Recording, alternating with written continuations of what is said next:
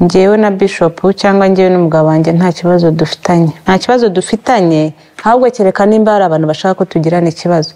Abashaka ko tugirana ikibazo kirahari rero tubwa ngo nta kibazo gihari. Nese umugabo bari kugupfumbata.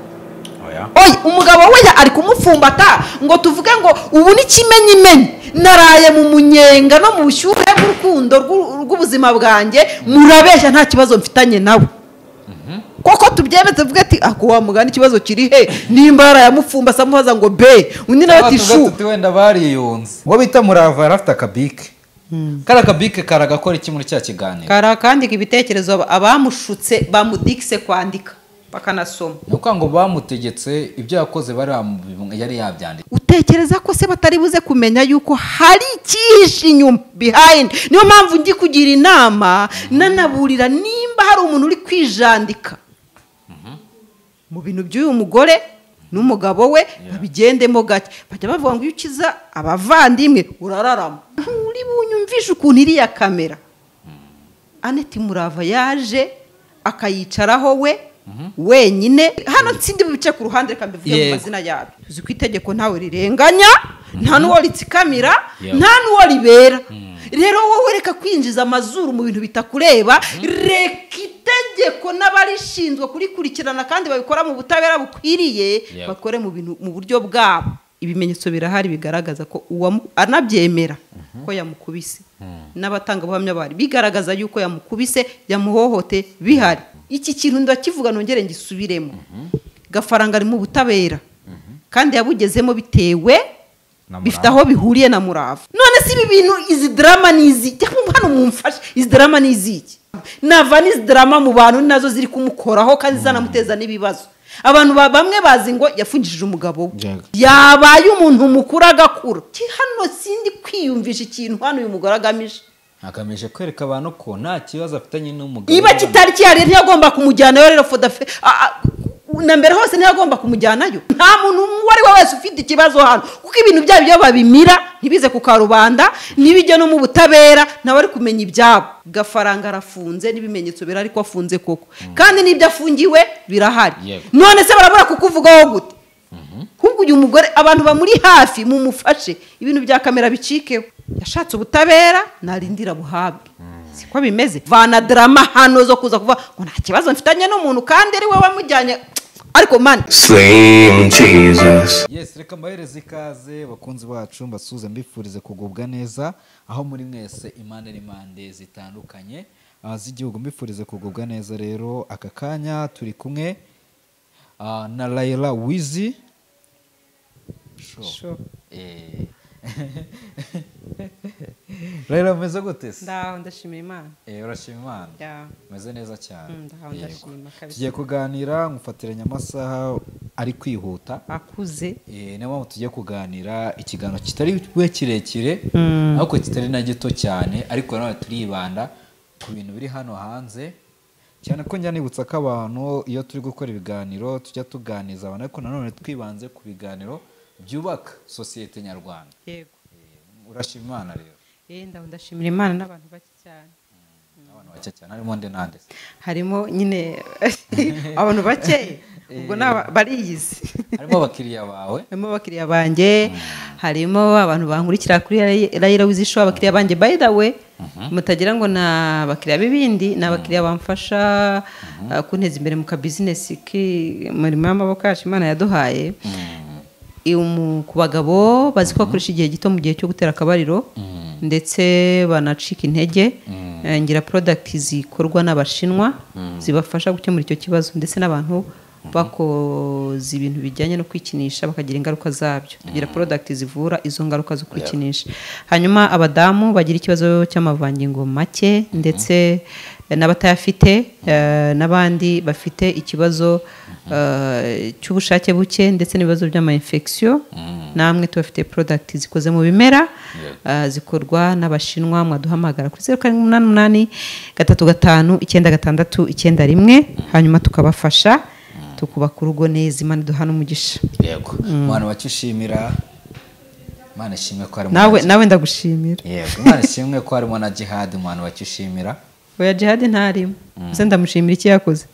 ikihe kizima yakoze Ni umwe ndamushimira gutukana se Oya. nibigwa bari kurata abantu oya pe ntabwo urumva Jihad ni umu influencer ni umuntu nkanjye ndabimwubahira kuba ari umuntu ikindi kuba ari umu influencer nabyo ariko hari ibitekerezo ntajya mpurizaho nawe Yego.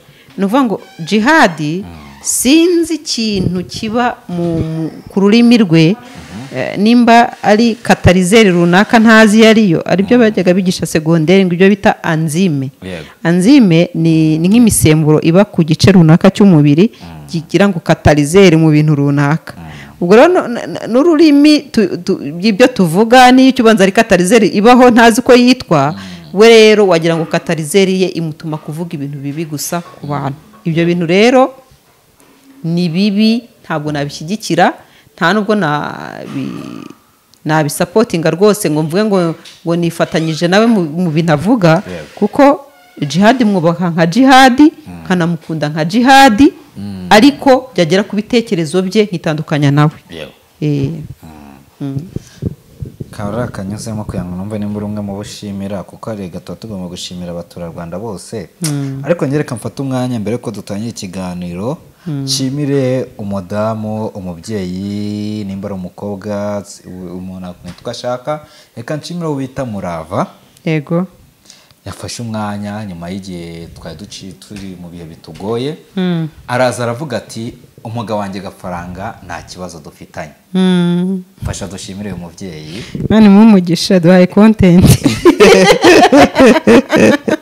yaduhaye akazi none se nkubeshye nicyo kintu cyonyine wamushimira ni ukuri sinkubeshye jye sinjya nkunda kubindyarya simvuze yuko narwanya ibitekerezo bye kuko buri wese agira ibitekerezo bye atanga ndetse anatangaza azirongaza afite aho abitangariza igihe adafite uwo yibasiye n'uburenganzira bwe ariko njyewe icyo mushimira mbona ni uko yaduhaye content yaduhaye akazi rwose pe ibindi byo sinzi yuko nawe ubwe nimba yasubiye inyuma agatekereza cyangwa se akareba ibyo yavuze kwahamanya n'umutima we ariko iyo umuntu aje akavuga umuntu hano hanze hari amaze iminsi hari inkuru runaka akaza akaba ati Gafaranga ni umugome wakabaye umushimira cyane ni Gafaranga pana wowe Gafaranga niwe ufite inyungu mu kiganiro Murava yakoze wa Gafaranga ngomba kumushimira aha urumva ko ufite impamvu ngewe rero ubwo ndi neta ndi umukunzi wabo bombi iyo ndi umukunzi wabo bombi biba bisobanura ko ku ruhande rwa Gafaranga ndi mu nyungu ariko ku ruhande rwa Murava ndi mu gihombo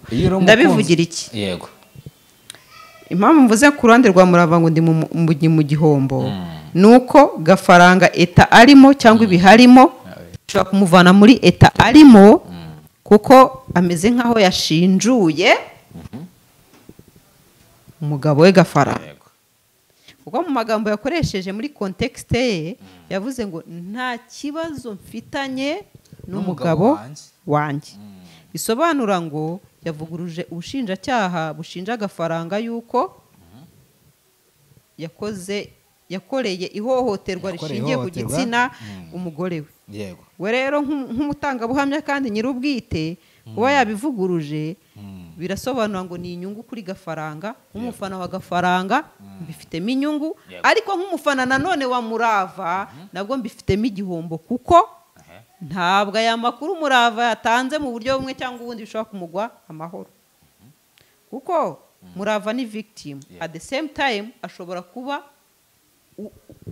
ubangamira cyangwa se ujena iperereza yabyita gute muri ubwo buryo ni umuntu nyine ubwo nyine n'ubangamira iperereza niko kuko nimba abari muri duties cyangwa se mu nshingano z'iperereza muri minsi 30 y'agateganyo muri iyo minsi 30 y'agateganyo impamvu wayihereza umuntu aho kugira ngo wakusanye ibimenyetso yes muri minsi rero bari gukusanya ibimenyetso uwo bita Gafaranga akaba akurikiranyweho icyaha cyo guhohotera umugore urumva ko bya bimenyetso ari gukusanya umugaje avuga ati bitesheje agaciro nko vuga ngo nimba nta kibazo mfitanye n'umugabo wanjye muramukurikirana kubera iki nicyo bisobanura hano rero nk'umuntu uri hagati yewe bano bombi mbakunda bose ku ruhande rumwe ntabwo nareka kuvuga yuko uyu Murava ashobora kuba hari umujyanama umuhaye inama itari nziza cyangwa se n'umugabo we akaba ari we wamubwiye ngo genda ubikore muri ubu buryo. Icyo rero njye nkita manipulation cyangwa se kukuryoshya kugira ngo ukore ibintu mu nyungu runaka z'umuntu, ariko mu kuri wowe bisa nkaho bigushyirishamo. Murava hano muri iyi kese ni victim. Nimba kese ya Gafaranga afite mu rukiko bari kumukurikiranaho ku icyaha cy'ihohoterwa rishingiye ku gitsina, kandi iryo hohoterwa rishingiye ku gitsina ryabereye mu rugo rwe, kuko nta wundi muntu twabonye uri hanze y'urugo rwe bigaragara ko ari we ryakorewe. Birasobanura ko mu rugo rwe n'umugore we byabayeho. Umugore we rero kuba bihakana birasobanura ngo ashyize challenge mu bashinjacyaha. Abashinjacyaha nibo bari gushinja Gafaranga icyo cyaha. Ashyizeho challenge yuko nta cyabaye, baramubeshyera. Hano rero ku ruhande rundi nk'umuntu ukunda Murava nawe nabwo mbifiteho ikibazo. Ati gahunda ye yo kuri YouTube yayijemo, agiye kuzajya bakwitamo ibiganiro, amavideo ndetse abaririmbira, ndetse kandi ntacyo bitwaye kuko ni umuhamagaro we. Tumuzi nk'umuramyi, ariko byari byiza ko akora akazi ke nk'umuramyi, ariko kwinjira muri dosiye zikiri mu rukiko, kikiri no mu bushinjacyaha ibintu bisa nk'ibyo, numva ko dosiye y'umugabo we ari we Gafaranga ntabwo iraba processed nimvuga muri ubwo buryo munyihanganire, nimvuga muri ubwo buryo ntabwo biragera kuri ntabwo irarangira ngo itange resultat final, ko ntawe turabona Gafaranga yakatiwe. Aracyari muri waiting muri ya misi 30 y'agateganyo, hariya ntuburakatirwa. Vuga ngo biba bishoboka ko uri umwere cyangwa se you are guilty, urahamwe n'icyaha. Rero hatangiye kuza amakuru ashobora gucalenjinga ubushinjacyaha, aho haba harimo ikibazo. Iyo uyu Murava aje akavuga ati umunsi azaba ari kumwe n'umugabo we tuzishima, tunezerwe ko hari benshi bakumbuye kubona ari kumwe nawe, bakavuga bati dukumbuye kubona wenda Murava na Gafaranga bari kumwe. Ese uwo muntu agufungishije cyangwa se ari uyu Gafaranga rero nateganya kuzagaruka kongera akabana n'uyu Murava wamufungishije? Mu magambo ye yakoresheje yavuze ngo nta kibazo mfitanye n'umugabo wanjye.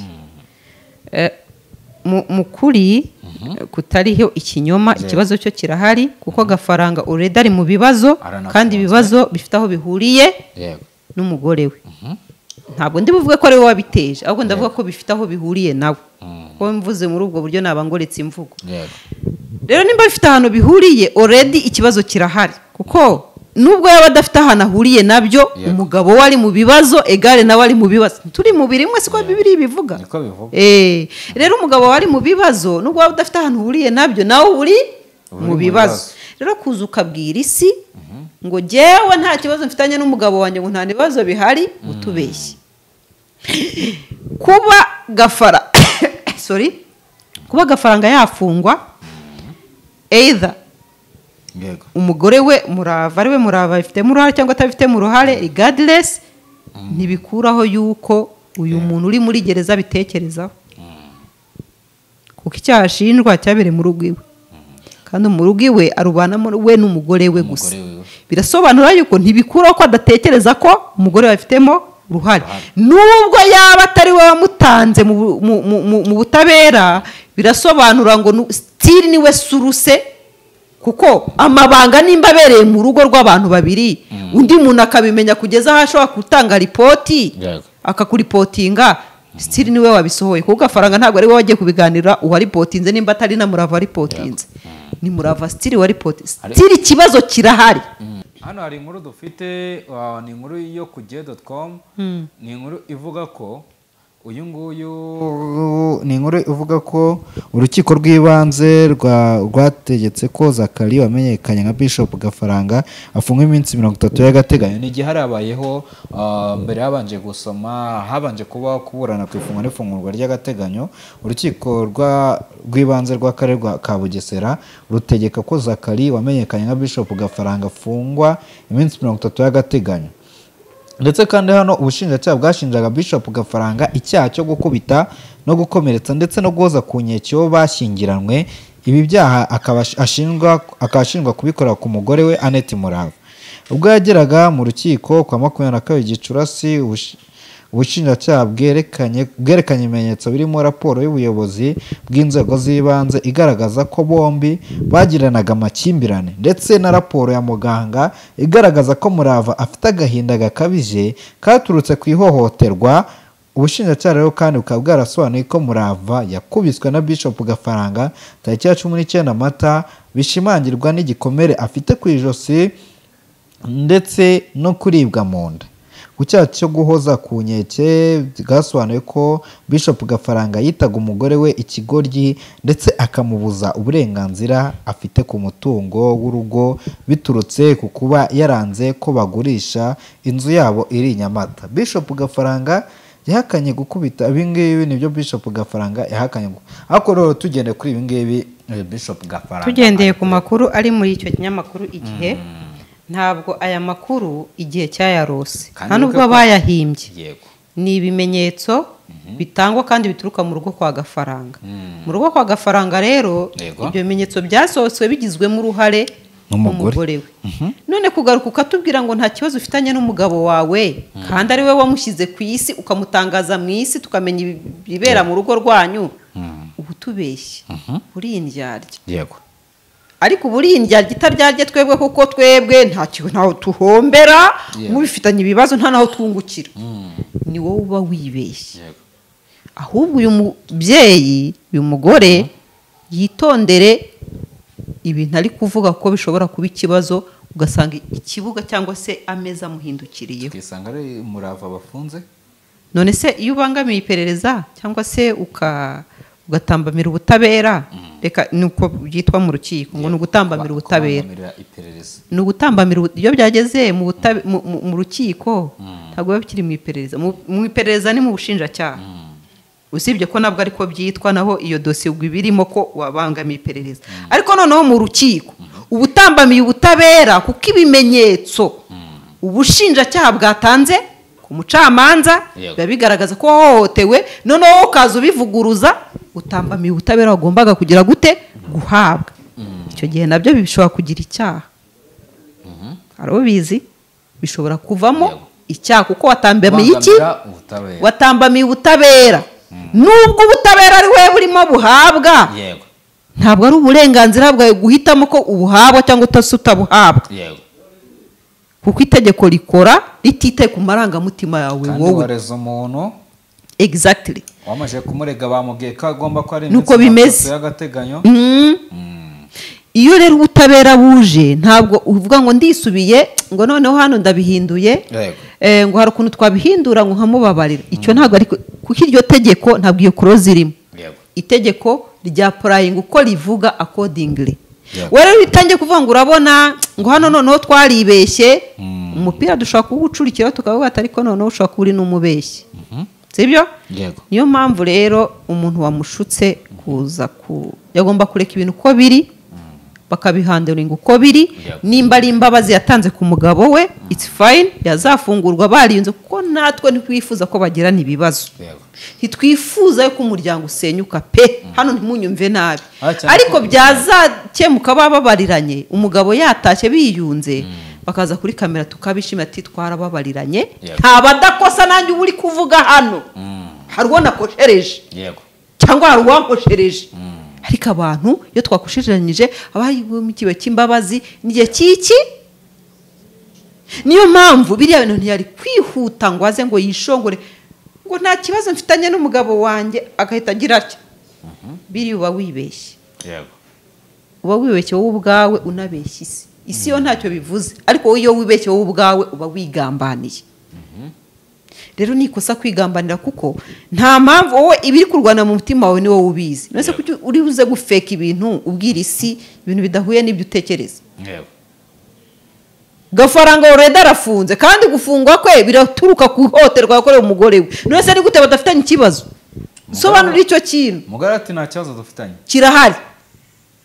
kirahari ntabwo ndi umushinja cyangwa ndi kumushinja ibyo ndi kuvuga mu busesenguzi bwanjye ibi ni ibitekerezo byanjye urumva bitari ugushinja hano munyumve neza yego ikibazo kirahari kuko ahantu gafaranga ari ubu bifite aho bihuriye na Murava iyo ushaka yuko gafaranga atajya hariya wari kwicecekera nubwo byari kuba ari icyaha kuko guhohoterwa nabwo ukabiceceka ni icyaha ariko wari kwicecekera ugapfira muri Nyagasani ntuvuge yuko wahohotewe ntujye kumutangira ripoti nubwo nabyo byari kuba ari ikibazo kuko umuvugizi wa RIB Dr Murangira Bitieri yaravuze ngo ntimugahohoterwe ngo muceceke muhishire ababahohoteye kandi twihutire gutanga amakuru ariko stili byari kugira ubwumvikano n'ubusobanuro kuba waza ukatubwira ko nta kibazo mufitanye kuko nta bintu biri hanze binafite ibimenyetso ko uwo muntu uvuga ko nta kibazo mufitanye ko ari mu kaga si mu kaga hariya iyo umuntu ari mu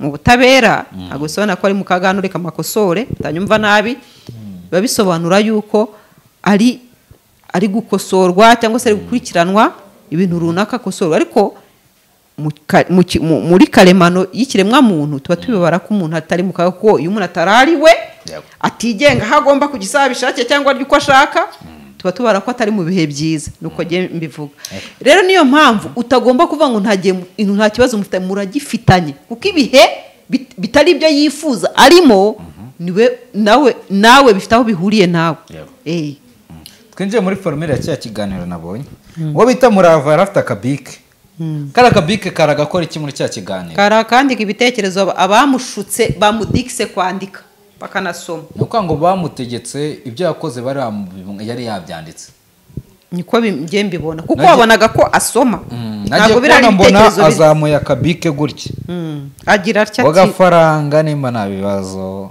ngagafaranga nta kibazo dufitanye ariko niba mushaka ko tubigirana batunga agatoki none se kuki hano mfashe musobanurire kuki yifuza ko agirana ibibazo n'umugabo we biturutse kuri external influence ufite mikoro uri gukora ikiganiro maje kureba ibiganiro byinshi kuri YouTube birenze byinshi cyane biragoranye cyane ko nabona umuntu uri gukora ikiganiro afite na big kuri YouTube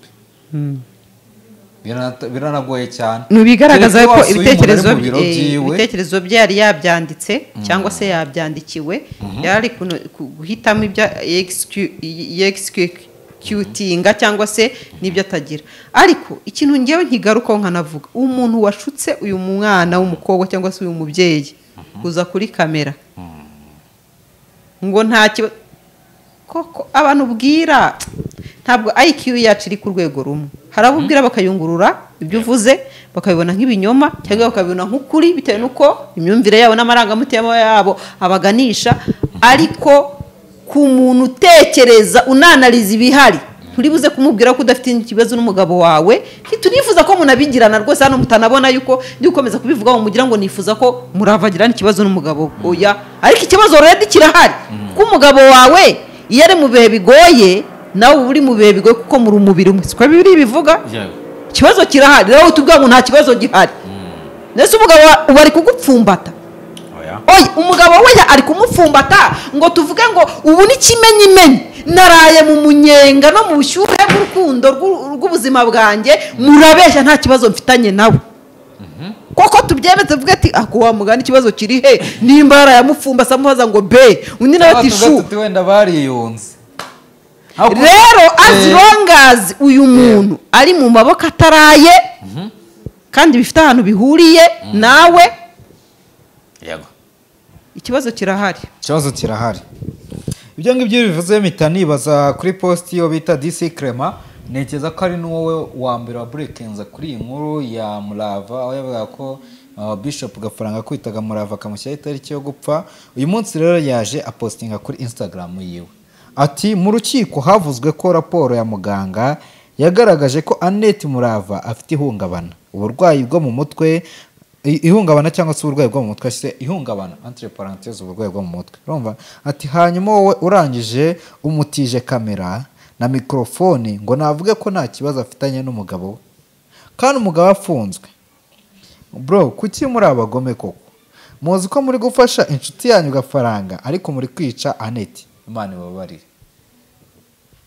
Urahamanya na disikire muvuga ko ari mukuri rwose ahubwo ari no mu mavuta bashaka kwica kuko ku kigaragara ntabwo Aneti from the physical appearance igiye nabonye na moral cyangwa se emotions yagaragaje ntabwo Aneti Murava ari mu byishimo by'uko yishimiye ibiharimo. Ashobora kuba atabyishimiye kubera yuko atari kumwe n'umukunzi we cyangwa se umugabo we, ashobora kuba atabyishimiye kubera yuko rimwe na rimwe yibuka yenda kuri ibyo bihe byagaragajwe na muganga.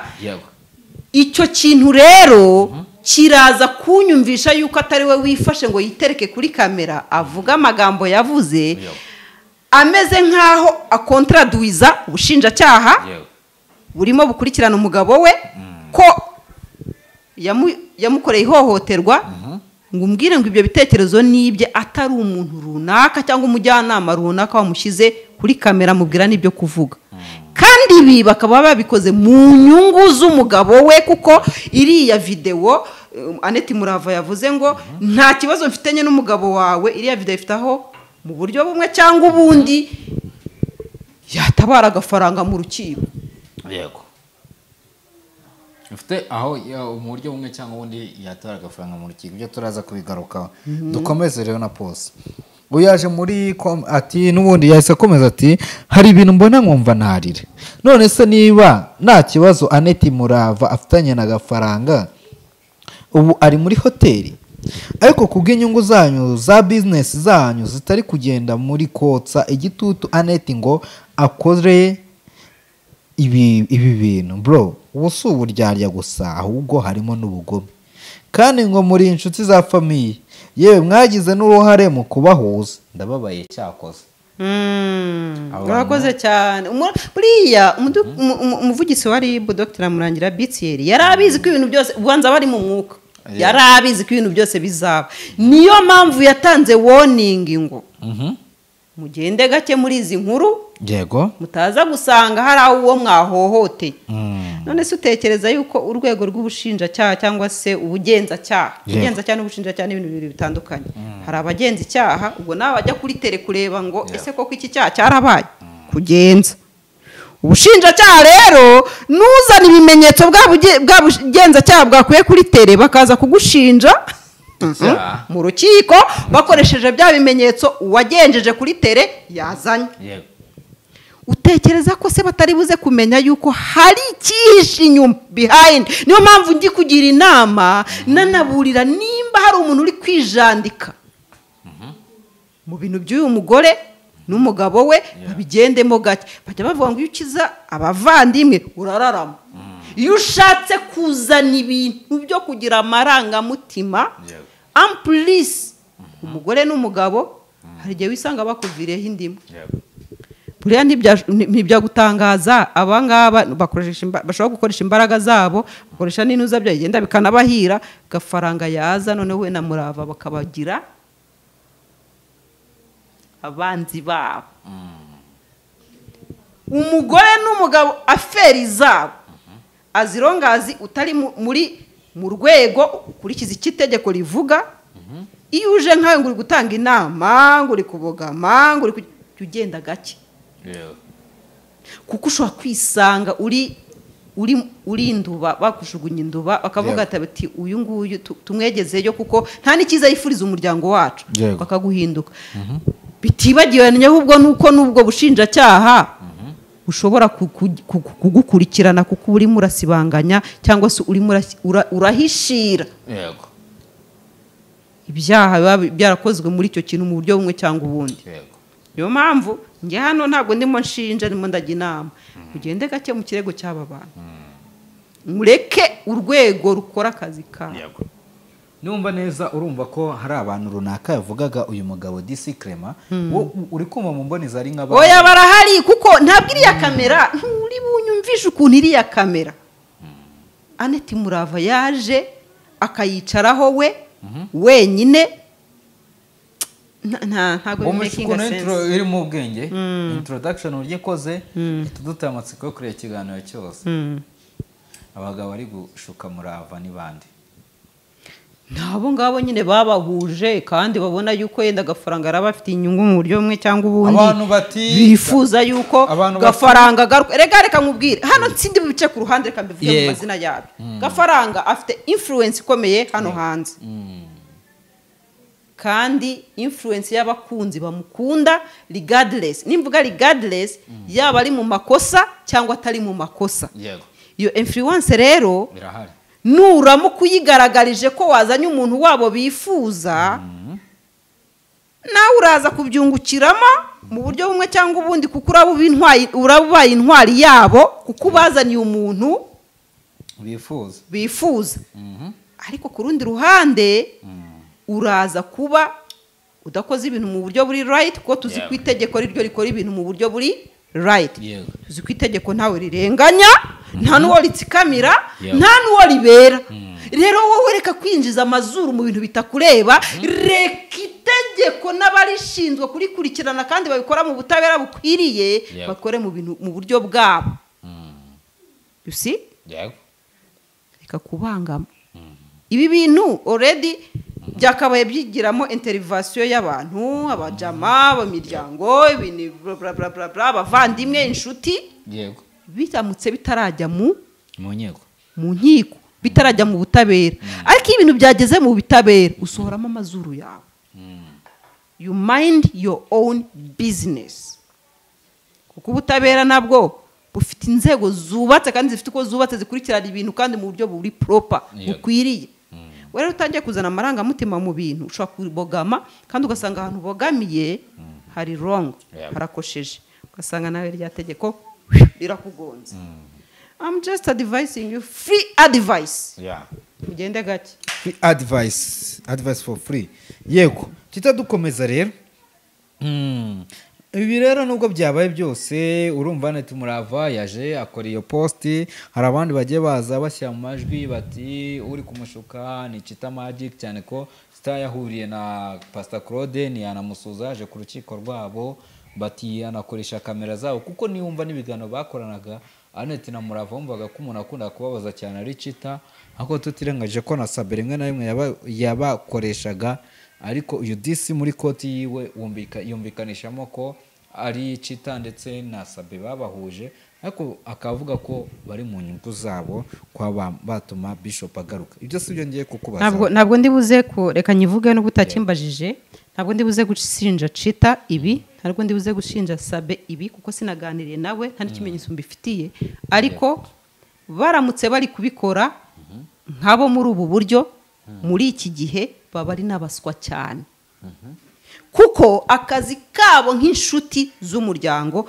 kagombaga gukorwa ibintu bitaragera mu butabera rero gusunutsa amazuru mu bintu byamaje kugera mu butabera be careful akazi kabo no kubwira Murava ati ugenda uvuge ko nta kibazo ufitanye na Chita na kafaranga umusore na gafaranga yego reka tuhita tugeraho kuri posti ya Mukanya ishize amasaha agera kuri 3 ni posti ya Murava sohoye nyuma yuko aje asohoye ikiganiro kimaze kurebwa n'abantu basaga 200,000 kuri YouTube harashize iminsi yarakoze posti ndabizi ko ushaka kuba ndarabibwiye ku bakunze kuko always will update ni posti imbere yigeze gupostinga ati God is perfect design abwira abantu ati umutako mwiza w'Imana ngo ni foto ya postinze ari kumwe na gafaranga hashize iminsi ya posting iri foto ati God is in this story ati Imana iri muri iyi nkuru yacu nuko hashize iminsi arongera posting iri foto ya gafaranga ati my prayers heart and through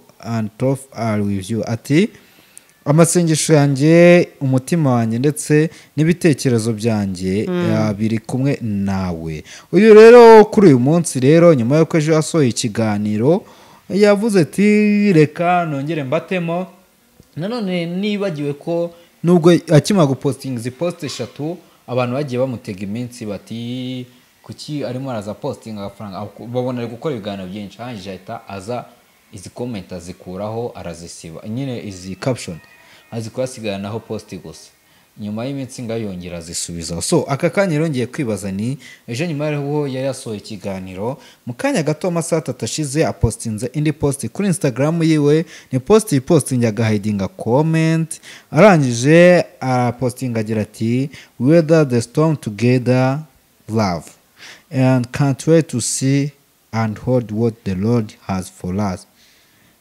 Birahari, love you.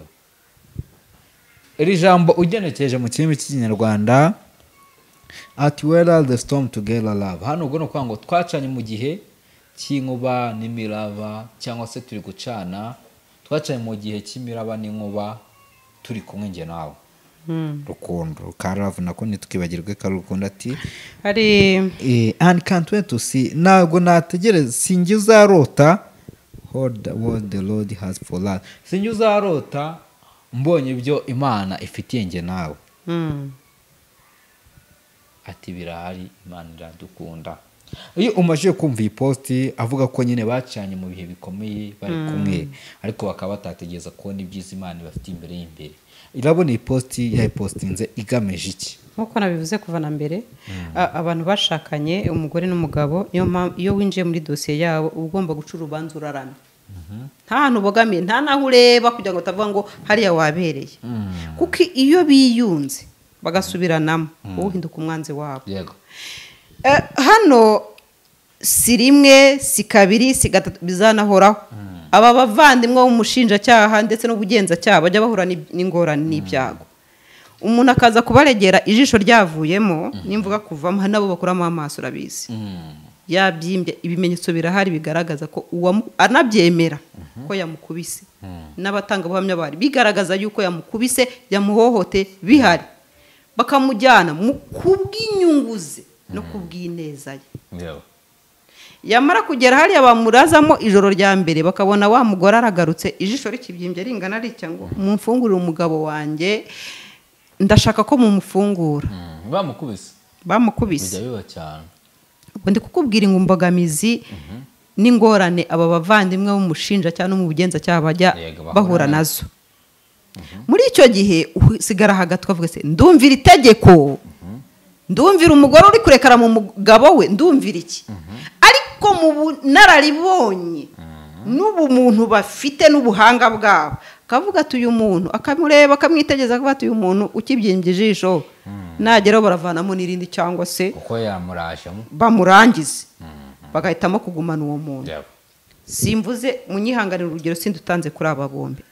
Murava nimba yarahotewe n'agafaranga, izi comment n'amagambo nk'aya ngaya nimba bitari mu buryarya bw'abagore bamwe na bamwe, si bose, bw'abagore bamwe, izi comment n'iziki yaretse ubutabera yaregeye cyangwa se yajyanyemo umugabo we bugakora akazi kabwo, noneho yataba akiyunga avuga ati noneho umugabo wanjye byari bikenewe kumara iminsi runaka hariya ahantu ukagaruka tukiyunga. Ntabwo nakwangaga, ahubwo nabonaga ahari utangiye kurengera, byari ngombwa kujya ahantu runaka ukabanza ukitekerezaho. Kuko erega kuba umuntu yafungwa kuzira cyangwa se azira ibyo yagukoreye ntibisobanura yuko umubano wanyu n'urukundo rwawe kurimo kuri we rucitse. Nta n'ubabujije gukundana, ariko nasigeho nareke kuryarya abantu. Iki kintu ndakivuga nongere ngisubiremo. Gafaranga ari mu butabera kandi yabugezemo bitewe bifite aho bihuriye na Murava. None si ibi bintu, izi drama nizi hano mumfashe, izi drama niziki? Nimba yagize impuhwe kujya gacura umutima akavuga ati mugabo wanjye rwose ntago isi bitugomba ukaza kubitwereka, ntagenda asanga abamufite ababwira ati noneho nacurutse munyihanganire, tugiye kugenda tubiganiraho nk'umuryango. Kuko nabo buriya hari ibintu abacamanza n'abandi bagenderaho. Iyo bashaka ko iyo mushaka gusotinga ibintu nk'umuryango ntago babitambika rwose, nta kibazo. Akizi drama nazivane mu bantu, navana izi drama mu bantu nazo ziri kumukoraho kandi zanamuteza n'ibibazo. Abantu bamwe bazi ngo yafungishije umugabo we, ubwo nabakunzi b'umugabo we nta nubwo bari baramutekerezaho neza. Atekereza ko izi poste ziri bugira ibintu zikosora mu mitwe y'abantu. Yabaye umuntu mukuru agakura.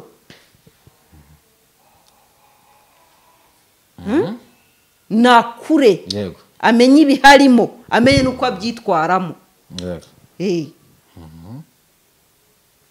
ati ndabizi ibintu azabireba reka mubwire ko mukumbuye. azabireba kuko hari ntabwo apfuye nta nubwo yenda gupfa kuko ari mu maboko ya leta kandi leta ni umubyeyi baragenda bamuganiriza azagaruka ariko ntese yabura kumukumbura si urukundo rwe ati reka mubwire ko mukumbuye. abantu bajya bashyamirana umujinya wamara guhosha ukumva watuje ariko bidakuraho yuko hari abantu bajya bemera guhohoterwa kandi bidakwiriye. Umuntu akicara ngo ariko ngo mama wanjye ngo cyangwa masenye ngo aramwe niko zubakwa cyangwa anabimuganirije nyuma yaho arega hari influence tugira mu buzima nazo zituma tugira amahitamo mabi. Please leta ntabwo ikwanga my dear sister murava nimva umugabo wari mu butabera ntabwo benda kumwica ntacyo benda kumukora nta rwose azagaruka ukomeze uko ari tuza utegereze kuko niwe wamujyanyeyo utegereze aganirizwe azakugarukira agize reka ubutabera bukora akazi kabo wijya kurwana hano sindi kwiyumvisha ikintu hano uyu mugore agamije agamije kwereka abantu ko nta kibazo afitanye n'umugabo niba kitari kihari ntiyagomba kumujyanayo rero for the na mbere hose ntiyagomba kumujyanayo iba kitari kihari se yisanze mu butabera gute ko byagenda kose ariko hari impamvu avuga ko nta kibazo bafitanye. None se nimba nta kibazo bafitanye nimba nta kibazo bafitanye kuki bitagumye hagati yabo ahubwo reka mubwire umuntu ufite akajya mu butabera yagiye gushaka yiki reka mubwire umuntu ufite ikibazo dufatanye kukimushakaho. Uyu mudamu ati nimba wicara ugafata isaha yose uri mu kiganiro uri kuvuga kuri njyewe na neti njye n'agafaranga umugabo wanjye twabanye kandi narakuganirije iby'ubuzima bwacu utari mushi cyane utari musaza wanjye kuki umvugaho kuki batamuvugaho se kandi nkuye kandi iri hanze nta muntu uwo ari we wese ufite ikibazo hano kuko ibintu byabo byo babimira ntibize ku karubanda ntibijye no mu butabera nawe ari kumenya ibyabo. Hari umuntu wabavuzeho ibintu bitarajya hanze turi kuvuga from the facts dufite gafaranga arafunze n'ibimenyetso birari ko afunze koko kandi n'ibyo afungiwe birahari none se barabura kukuvugaho gute ahubwo uyu mugore abantu bamuri hafi mumufashe ibintu bya kamera bicikeho kuko bishobora gutuma yinyuraguyemo bikaba bya bindi ushobora gutangaza cyangwa se gusuka amazi utari buze kuyakumira cyangwa uyadahe ngo bikunde nasigeho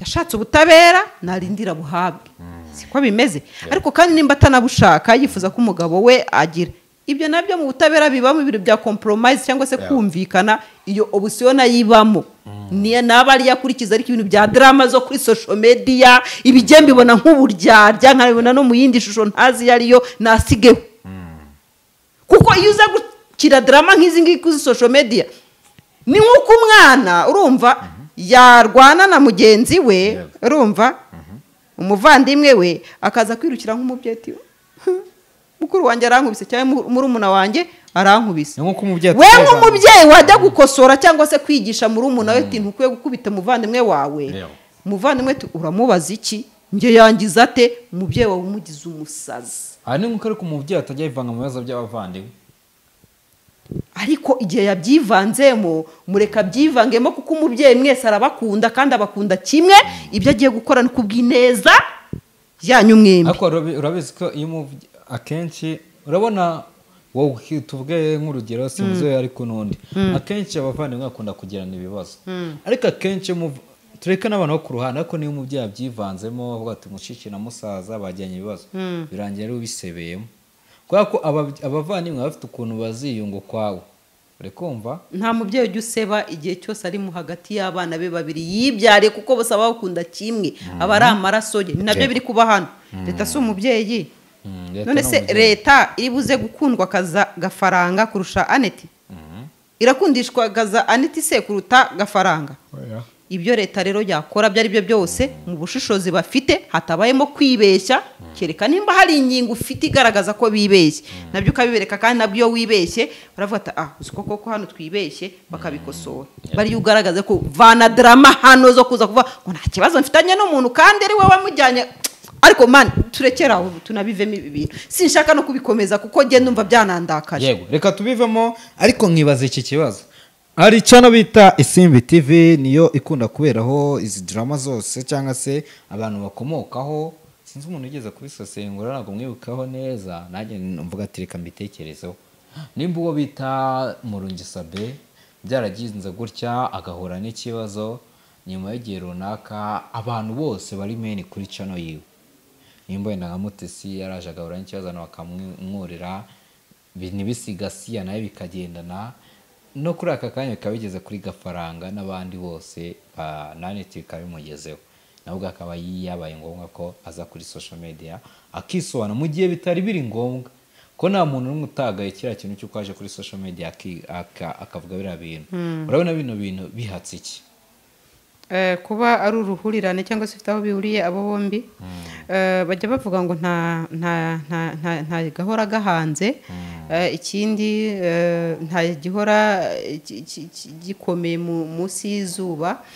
Hari icyo bita gravity cyangwa se ubushobozi buri mu nda y'isi, uko isi yizengurutsa ibintu birahinduka. Birashoboka ko abantu bamwe bashobora kuba barakurikiye bose iyo platform bakatwiyereka uko batari.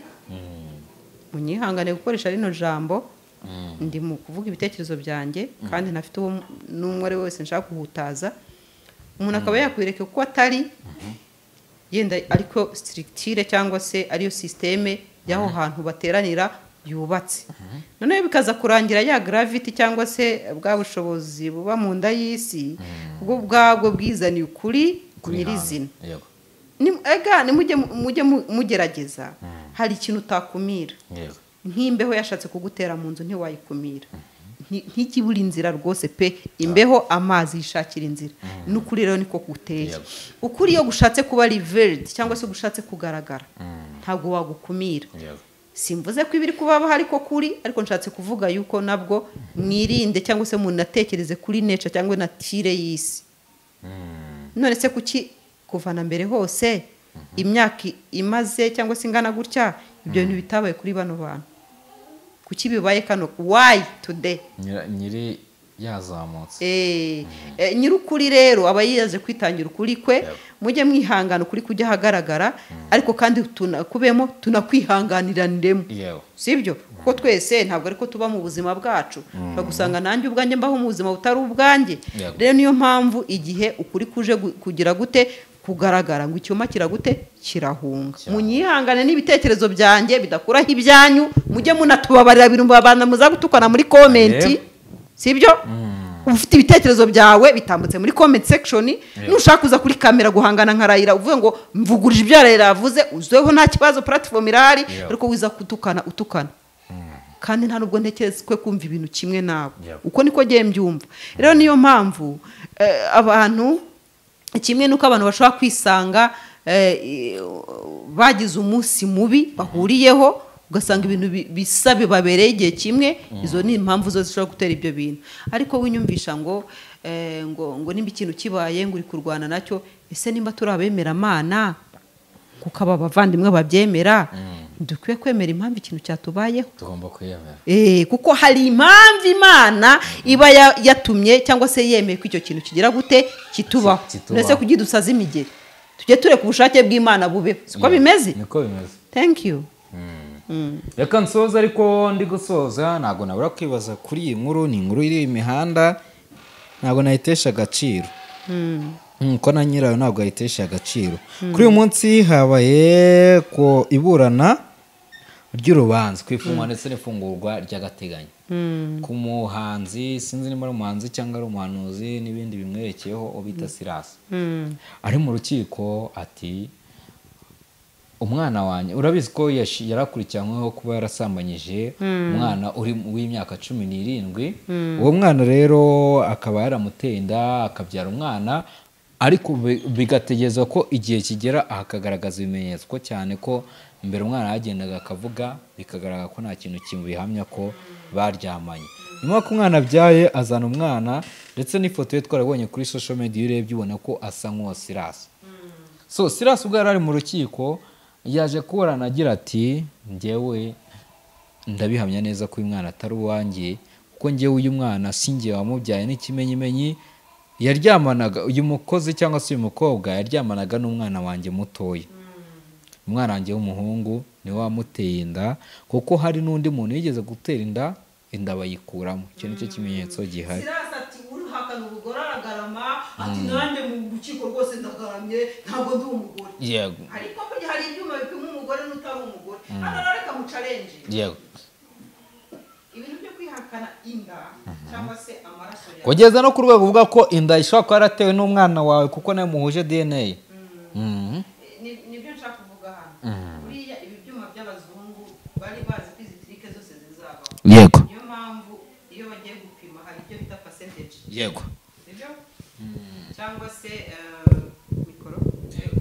turafata iyi ngiyi hari icyo bita amapercentage ni nayo mpamvu iyo bagiye gupima DNA z'umwana n'umubyeyi nabyo bitagera kuri ku ijana bigera ni presque kugera ku ijana rero ntutekereze yuko DNA bapima uriya mwana Silas atekereza ko ari uw'umuhungu we cyangwa se umwana we ibipimo babona ntabwo byaba bisa n'ibyo bapima nayo bamufatiyeho kubera yuko nubwo ari umuhungu you see nubwo ari iki ari umuhungu kuko icyo gihe bagiye kupima uriya mwana yita yuko yaba yarabyawe n'umuhungu we ubwo we yaba ari sekuru ibipimo bigaragaza yuko koko atari se ahubwo ari sekuru ntibiba bisa n'ibipimo bigaragaza ko koko ari se biba bingana hano rero ntabwo ya challenginga tekinolojiya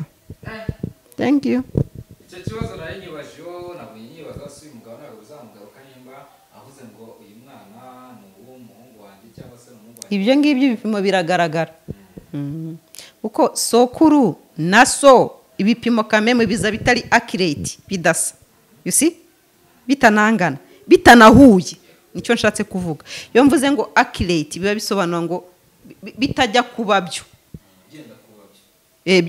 bitenda kuba byo ubwo nibyo ndishatse kuvuga nubwo ntagize ariko sekuru urumva ari hirya cyane yasi ari ibyo ngibyo azasanga uhuje na DNA n'abasokuruza bo muri 90 thank you urakoze cyane niyo mpamvu niyo bagiye kubara ku bantu bashyingiranwa babara bakagera ku gisekuruza cya kangahe cya karindwi uriya muntu nta sano muba mupfana ndetse nimba muturuka muri bloodline cyangwa se bloodline abantu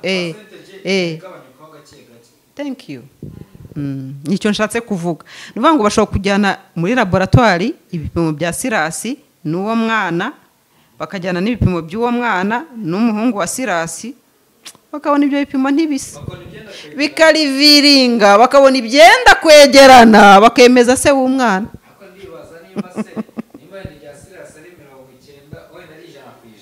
ijana ku ijana ntiribaho bashobora kuba nka 98 gutyo n'ibice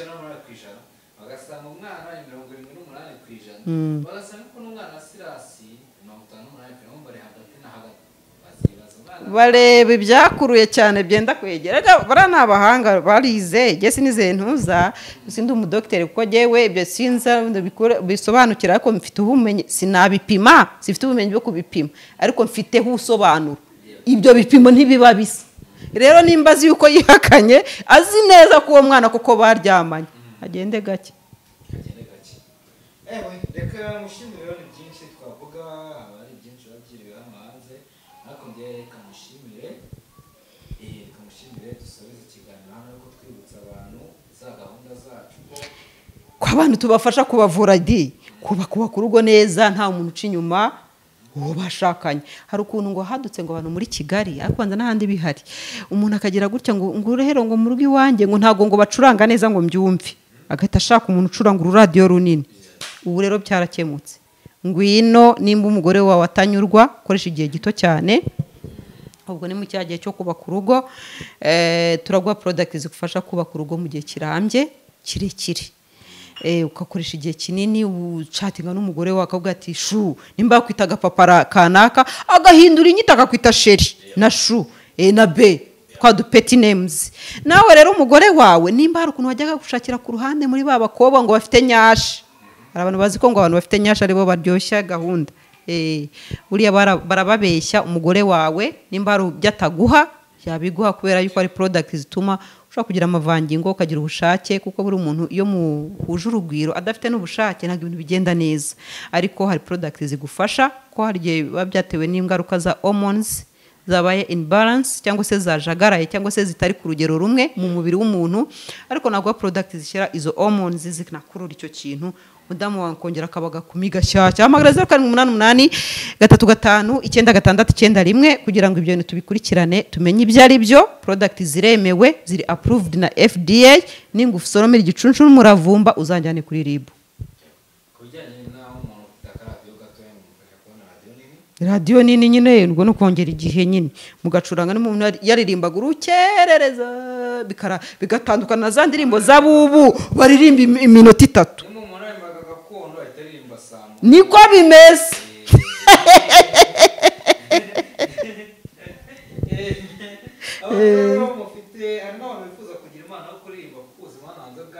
Ya.